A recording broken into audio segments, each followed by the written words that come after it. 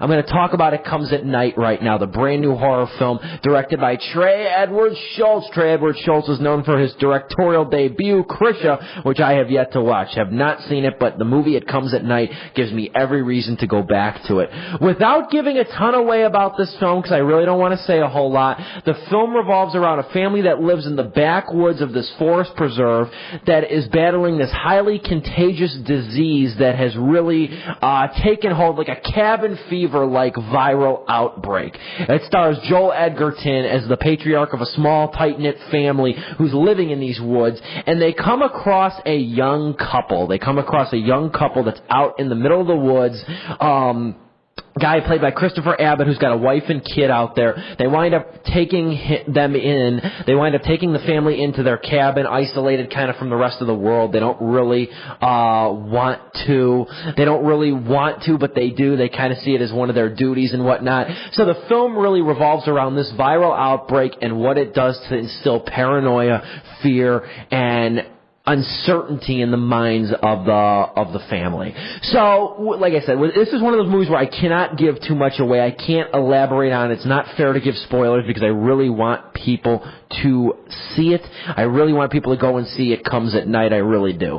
But the main thing with the film that I really like about it is that it reminds me a lot of like a great American novel. It reminds me a lot of like a really well-paced, really well-written story, which I like a lot. I like that setup quite a bit, and I think it works for this movie. This is really the kind of movie that's like, I say it's a recipe to anger people, because it's the kind of movie you cannot just accept at face value. It relies a lot on interpretation. It relies a lot on what you bring to the film. You're not going to get easy answers here. You're not going to get clear answers even. You're going to have to bring to the table things to the film that maybe you don't bring to Paranormal Activity, that you do not bring to Insidious, that you do not bring to a lot of more conventional horror films that are more true to form of the time period. And that's really the catch here with It Comes at Night. I think this is a really well-made, well-done, well-choreographed film. It's very tense. It's very atmospheric. It's very poignant, and it goes in a lot of ways that you might not expect as well. It's got a great central performance by Joel Edgerton, who you might remember from the really good film The Gift a couple years ago with Jason Bateman. He played, if you remember, Gordo the Weirdo. He's very good in this film. I love Joel Edgerton. He's at the point right now, I believe, in his career where he is really an A-list talent. I don't know if he's an A-list household name. I don't know if I could throw a rock and the person I hit would know who Joel Edgerton is. I wouldn't want to go that far and make that claim. But he has the talent and the skill of an A-list actor, and he really performs it here. He really shows it off here. Now, the problem with It Comes at Night is that it's been the subject of a lot of scrutiny.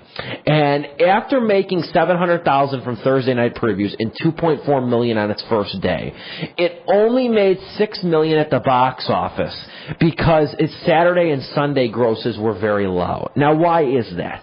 The film is off to having a very poor word of mouth right now at the moment, and that is so unfortunate, because you know what the problem is, and it comes like this with every horror movie, almost every horror movie that comes out, whether it be something like The Bye-Bye Man or Rings, whatever it is, it's the same thing with It Comes at Night.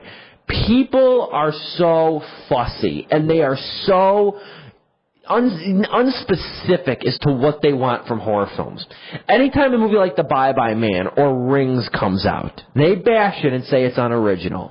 But then a movie like It Comes at Night comes out that requires you to think, that requires you to be patient, that requires you to be in tune at all times with the characters and the events and the atmosphere of the film. And then it gets bashed. People who like horror films don't even know what they want anymore. And every year I'm skeptical, because every year we get a movie that I call a quote-unquote festival darling. It's a horror movie that gets praised at Cannes Film Festival. It gets praised at Sundance Film Festival. It gets praised everywhere it goes. It Follows was that way in 2015. The Witch was that way in 2016. And now we had It Comes at Night. It came out with incredible word of mouth coming out of festivals. It's distributed by A24, what I've called on this show repeatedly the best film distributor in the game, bar none. Now the problem is the fact that people do not know what they want from horror films. And I get it. If you watch the trailer for It Comes at Night, you might be expecting a horror film like Insidious. You might be expecting a horror film along that lines. But it's not like that. It's a psychological horror film. I refer to it in my review as a horror drama because that's what it is. It's got a lot of dramatic elements to it. It's got a lot of nuance to it. You need to stay in tune with it. And I think that's why people are just really not getting this movie. They're not understanding it. They're not getting on the wavelength. It's not what they want. And that's unfortunate because of the way that this movie debatably was marketed, but I just think it's not even really the film's fault. I really don't believe it's totally the film's fault. I believe it's more of a problem. It's more of a problem with just audiences not knowing what they want.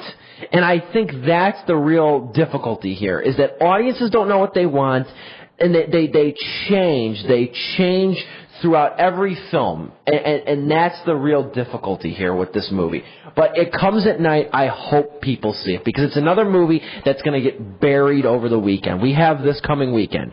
Cars 3, Rough Night, All Eyes on Me, 47 Meters Down, and The Book of Henry all coming out.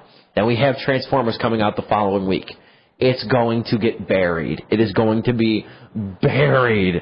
And not a lot of people are going to see it, especially it scored a D on CineScore. That's another thing I forgot to mention, too. It scored a D on CineScore. That's the polling service that comes out, that polls and tracks audiences' opinions after they've seen the movie. It got a D.